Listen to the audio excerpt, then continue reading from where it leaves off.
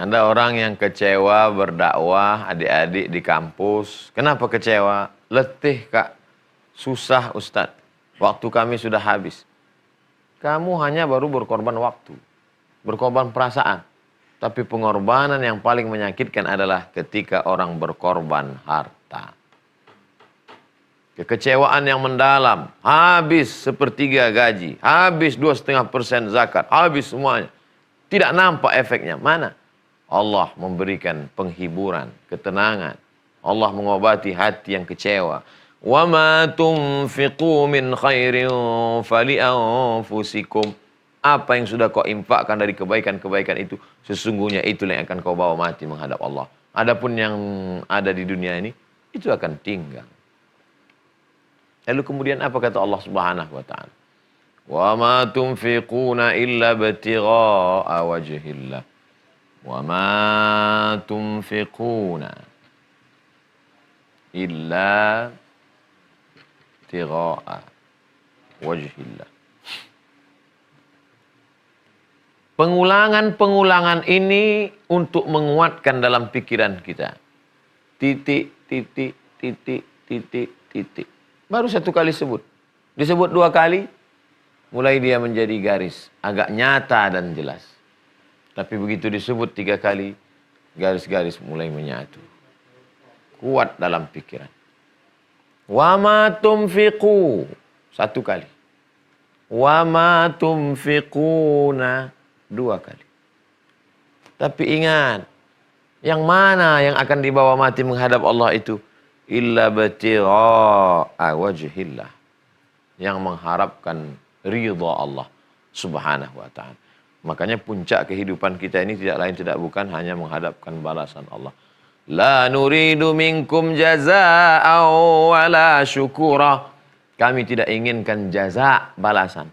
Kami tidak inginkan syukur, ucapan terima kasih. Kami datang ke kampung, ke desa ini hanya ingin supaya kita menebarkan kedamaian Islam. Kami tidak ingin penghormatan, ucapan terima kasih. Kami hanya ingin mengharapkan balasan dari Allah Subhanahu wa ta'ala. Tapi tulus, ikhlas. Ada juga sebagian orang mengatakan, kami tidak ingin dihormati, tapi tolong hormati kami. Apa sebenarnya yang kita inginkan? Andai di balik itu ada keuntungan materi, andai di balik itu ada profit, andai di balik itu ada maslahat kebaikan, akan kembali ke ibtigha' wajhillah. Akan juga digunakan untuk mencari ridha Allah SWT. Berputar di situ juga. Berputar. Tidak untuk yang lain.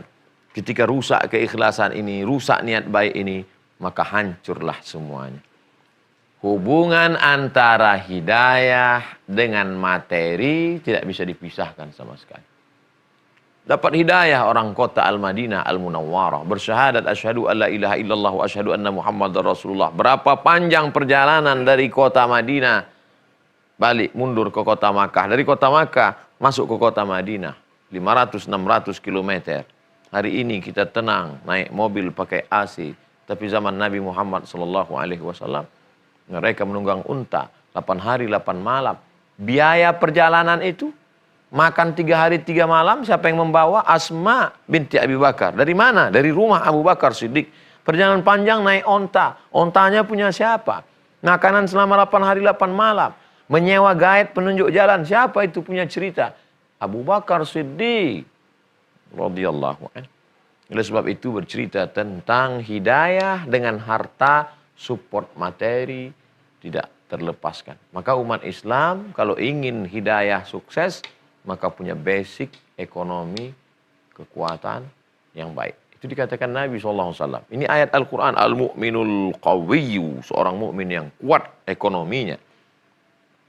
Khairun lebih baik. Wa ahabbu ilallah. Lebih dicintai Allah. Ahabbu ilallah. Jatuhnya cinta Allah kepada seorang hamba. Karena kemampuan dia untuk mensupport, menolong saudaranya. Untuk apa Al-Quran bercerita tentang fakir miskin, anak yatim, orang susah? Untuk apa Allah bercerita itu? Kalau bukan ada yang punya kelebihan. Kelebihan ilmu, kelebihan harta, kelebihan finansial untuk menolong hamba Allah Subhanahu wa ta'ala. Wa ma tunfiquna illa ibtigha'a wajhillah. Wa ma tunfiqu min khairin yuwaffa ilaikum. Wa ma tunfiqu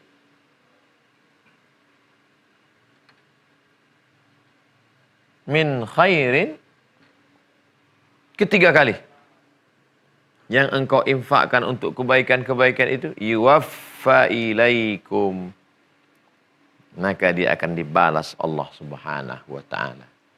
Pertama, yang kau berikan itu sesungguhnya untuk dirimu sendiri.